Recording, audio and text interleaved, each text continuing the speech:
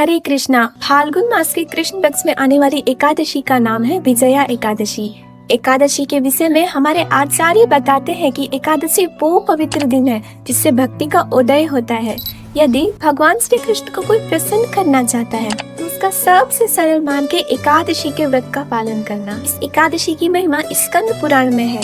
एक बार अर्जुन भगवान श्री कृष्ण से फाल्गुन कृष्ण पक्ष की एकादशी की महिमा और कथा बताने को कहते हैं। इस पर भगवान श्री कृष्ण उनसे कहते हैं, हे प्रिय अर्जुन, फाल्गुन कृष्ण पक्ष की एकादशी विजया एकादशी के नाम से जानी जाती है। इस एकादशी के व्रत को पालन करने वाला सदा विजयी रहता है।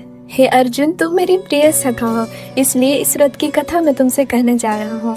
आज तक मैंने यह कथा किसी को भी नहीं सुनाई। तुमसे पूर्व केवल देव ऋषि नारद इसे ब्रह्मा जी से सुन पाए हैं। त्रेता युग की बात है, जब श्री रामचंद्र जी अपने पत्नी सीता को ढूंढने सागर तट पर पहुँचे। सागर तट पर उनका परम भक्त जटायु नामक पक्षी रहता था। उस पक्षी ने बताया कि सीता माता को समुद्र पार लंका नगरी के राजा रावण ले गया है। जटायु से सीता माता का पता जानकर श्री रामचंद्र जी अपने वानर सेना के साथ लंका पर आक्रमण की तैयारी करने लगे, परंतु सागर के जल जीवों से भरे हुए दुर्गम मार्ग को पार करना प्रश्न बनकर खड़ा हो गया था। भगवान श्री राम इस अवतार में मर्यादा पुरुषोत्तम के रूप में दुनिया के समक्ष उदाहरण प्रस्तुत करना चाहते थे, अतः आम मानव के भांति चिंतित हो गए। जब उन्हें सागर पार करने का कोई मार्ग नहीं मिल रहा था तो उन्होंने लक्ष्मण से पूछा, हे लक्ष्मण, इस सागर को पार करने का कोई भी उपाय मुझे नहीं मिल रहा। इस पर लक्ष्मण बोले, हे प्रभु, आप तो सर्व सामर्थ्यवान हैं, आपसे तो कोई भी बात छिपी नहीं है।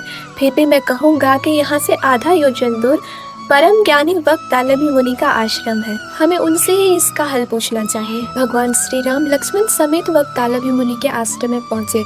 उन्हें प्रणाम कर अपना प्रश्न उनके सामने रखा। मुनिवर ने कहा, हे राम, आप अपनी सेना समेत फाल्गुन मास के कृष्ण पक्ष की एकादशी के व्रत को रखें। इस एकादशी के प्रभाव से आप निश्चित ही समुद्र पार कर रावण को पराजित कर देंगे। श्री रामचंद्र जी ने तब अपने सेना समेत मुनिवर के बताए विधान अनुसार इस एकादशी के व्रत का पालन किया। सागर पर पुल का निर्माण कर लंका पर चढ़ाई की। रावण और राम जी के बीच युद्ध हुआ जिसमें रावण मारा गया।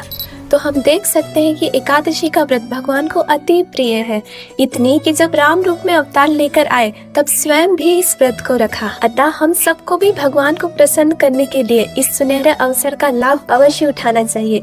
धन्यवाद। हरे कृष्ण।